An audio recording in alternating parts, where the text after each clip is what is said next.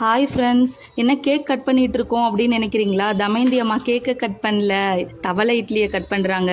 ஆமாம் ஃப்ரெண்ட்ஸ், செம்ம டேஸ்ட்டாக இருக்கும். அம்மா கிட்ட தவளை இட்லி வேணும்னு கேட்டிருந்தேன். அதனால் தமயந்தி அம்மா தவளை இட்லி எனக்காக செஞ்சு கொடுத்தாங்க. அது உங்ககிட்டயும் ஷேர் பண்ணுறேன்.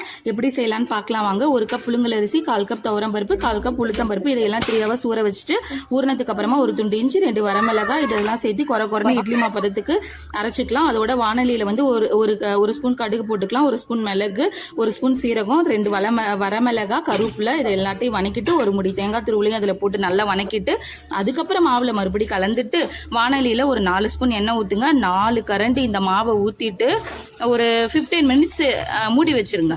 மறுபடி இதை ஓப்பன் பண்ணிட்டு இப்படி மெதுவாக அழகாக திருப்பிட்டு மறுபடியும் ஒரு 10 மினிட்ஸ் மூடி வச்சிருங்க. அதுக்கப்புறம் ஓப்பன் பண்ணி எடுத்து சாப்பிட்டு பார்த்தீங்கன்னா இந்த டேஸ்ட் வேற லெவலில் இருக்கும். இது ஸ்ரீரங்கத்தில், காஞ்சிபுரத்தில் சாப்பிட்ட டேஸ்டெல்லாம் நமக்கு கொடுக்கும். செம்ம டேஸ்ட்டாக இருக்கும். ட்ரை பண்ணி